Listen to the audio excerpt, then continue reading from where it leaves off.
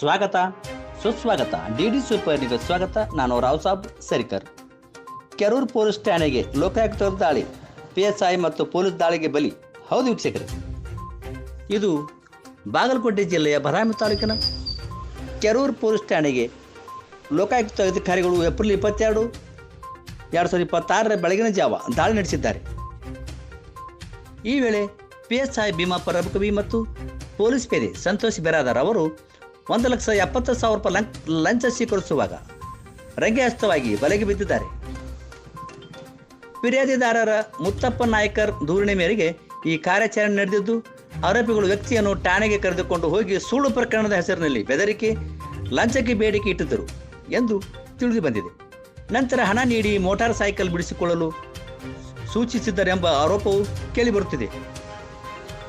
ಈ ಪ್ರಕರಣದಲ್ಲಿ PSI ಭೀಮಪ್ಪ ರಬಕವಿ ಜೊತೆಗೆ ಸಂತೋಷ್ ಬಿರಾದಾರ್ ಸೇರಿದ ಇಬ್ಬರೂ ಸಿಬ್ಬಂದಿ ಕೂಡ ಲೋಕಾಯುಕ್ತ ಬಲೆಗೆ ಸಿಕ್ಕಿಬಿದ್ದಿದ್ದಾರೆ. IPS ಅಧಿಕಾರಿ MB ನದಗಾವಿ ಅವರ ಮಾರ್ಗದರ್ಶನದಲ್ಲಿ DSP ಸುರೇಶ್ ರೆಡ್ಡಿ ನೇತೃತ್ವದಲ್ಲಿ ದಾಳಿ ಯಶಸ್ವಿಯಾಗಿ ನಡೆಯಿತು. ಭ್ರಷ್ಟಾಚಾರ ಕಂಡು ಬಂದರೆ ತಕ್ಷಣ ಲೋಕಾಯುಕ್ತರಿಗೆ ಮಾಹಿತಿ ನೀಡುವಂತೆ ಅಧಿಕಾರಿಗಳು ಸಾರ್ವಜನಿಕರಿಗೆ ಮನವಿ ಮಾಡಿದ್ದಾರೆ. ಭ್ರಷ್ಟ ಅಧಿಕಾರಿಗಳನ್ನು ಉಳಿಸಿಕೊಳ್ಳುವ ಪ್ರಯತ್ನದಲ್ಲಿ ಅಧಿಕಾರಿಗಳು ಮತ್ತು ರಾಜಕೀಯ ವ್ಯಕ್ತಿಗಳು ಹೈಡ್ರಾಮಾ ಭ್ರಷ್ಟಾಚಾರವನ್ನು ಮುಚ್ಚಿ ಹಾಕಲು CPI ಕರಿಯಪ್ಪ ಬಣ್ಣಿ ಮತ್ತು ಬದಾಮಿ ತಾಲೂಕಿನ PSI ಎಲ್ಲರೂ ಸೇರಿ ಪತ್ರಕರ್ತರನ್ನು ಹೊರಗೆ ಹಾಕಿದರು. ತದನಂತರ ಪೊಲೀಸ್ ಠಾಣೆಯ ಮುಂದೆ ಸಾರ್ವಜನಿಕರು ಹೆಚ್ಚಿನ ಸಂಖ್ಯೆಯಲ್ಲಿ ಕೂಡಿ ಭ್ರಷ್ಟ ಅಧಿಕಾರಿಗಳನ್ನು ಉಳಿಸುವ ಪ್ರಯತ್ನ ಮಾಡಿ ಕರ್ತವ್ಯ ಲೋಪಿಸಿರುವ CPI ಮತ್ತು PSI ಅವರನ್ನು ಅಮಾನತು ಮಾಡಬೇಕೆಂದು ಘೋಷಣೆ ಕೂಗಿದರು. ನಿನ್ನೆ ಬೆಳಗ್ಗೆಯಿಂದ ರಾತ್ರಿ 1 ಗಂಟೆವರೆಗೆ ಪೊಲೀಸ್ ಠಾಣೆಯಲ್ಲಿ ಅಧಿಕಾರಿಗಳು ಮತ್ತು ಲೋಕಾಯುಕ್ತರು ಇರುವುದು ಸಂಶಯಕ್ಕೆ ಆಸ್ಪದ. ಯಾಕೆಂದರೆ ಭ್ರಷ್ಟ ಅಧಿಕಾರಿಗಳು ಉಳಿಸಿಕೊಳ್ಳಲು ಪ್ರಯತ್ನ ಮಾಡುತ್ತಿರುವ ಅಧಿಕಾರಿಗಳ ಮೇಲೆ ಹಾಗೂ ಸಿಬ್ಬಂದಿಗಳ ಮೇಲೆ ಜಿಲ್ಲಾ ಪೊಲೀಸ್ ವರಿಷ್ಠಾಧಿಕಾರಿಗಳು ಏನು ಕ್ರಮ ಕೈಗೊಳ್ಳುತ್ತಾರೆ ಎಂದು ಕಾದು ನೋಡೋಣ. ಹಾಗೂ ಬದಾಮಿ ತಾಲೂಕಿನಲ್ಲಿ ಸ್ಥಳೀಯ ಸಿಬ್ಬಂದಿಗಳು ಇರುವುದರಿಂದ ಅಕ್ರಮ ಚಟುವಟಿಕೆಯಲ್ಲಿ ಭಾಗಿ ಮತ್ತು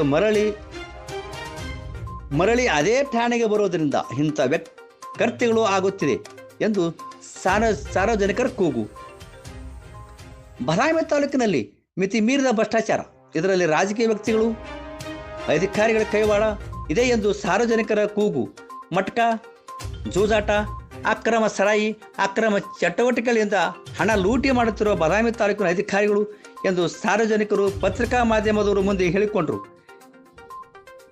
ಈ ಪ್ರಕರಣದಲ್ಲಿ ಇನ್ನೂ 3 ಜನ ಪೊಲೀಸ್ ಸಿಬ್ಬಂದಿ ಹಣ ತೆಗೆದುಕೊಂಡಿರುವ ಮಾಹಿತಿ ರಮೇಶ್ ಸಮಗಾರ್ ಎಂಬುವರ ಫೋನ್ಪೇ ಮೂಲಕ 6,000 ರೂಪಾಯಿ ಹಾಕಿಸಿಕೊಂಡಿದ್ದಾರೆ.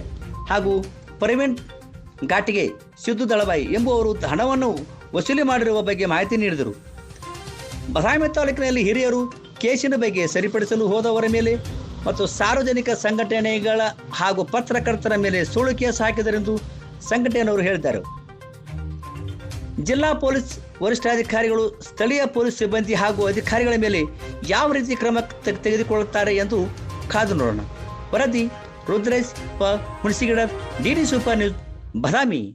ದಯಮಾಡಿ ಈ ನ್ಯೂಸ್ಗೆ ಲೈಕ್ ಮಾಡಿ, ಶೇರ್ ಮಾಡಿ ಹಾಗೂ ಇದಕ್ಕಿಂತ ಇನ್ನು ಹೆಚ್ಚಿನ ಮಾಹಿತಿಗಾಗಿ ಸಬ್ಸ್ಕ್ರೈಬ್ ಮಾಡಿ. ವಂದನೆಗಳು. ಈಗ ಅವ್ರ ಅಲ್ರಿ ಸರ, ಈಗ 1,70,000 ರೂಪಾಯಿ ಅವ್ರ ಲಂಚ ಕೇಳ್ರಿ, ಇದ್ರ ಬಗ್ಗೆ ನಿಮ್ಮ ಅಭಿಪ್ರಾಯ ಏನೈತಿ ಸರ್? ಅಭಿಪ್ರಾಯ ಶಿಕ್ಷೆ ಆಗ್ಬೇಕ್ರಿ ಅವ್ರಿಗೆ.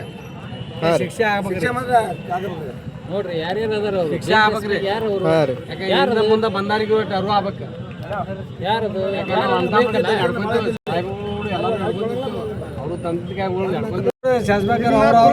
ಅವರು ಯಾರ ಮೇಲಾಧಿಕಾರಿ ಇದ್ರು ದಯವಿಟ್ಟು ಸಾರ್ವಜನಿಕರಿಗೆ ಅನುಕೂಲ ಮಾಡ್ರಿ. ಇಲಾಖೆಗಳು ಕರಪ್ಟ್ ಅದಾವ ಅನ್ನೋದು ಎಲ್ಲ ಸಾರ್ವಜನಿಕರು ಎಲ್ಲಾರು ಮಾತಾಡಕತ್ತಾರೆ. ನಾವು ಒಬ್ಬರು ಅಲ್ಲ, ಸಾರ್ವಜನಿಕವಾಗಿ ಮಾತಾಡ್ತೀವಿ. ಈ ತಂದೆ ರೂಪದಾಗ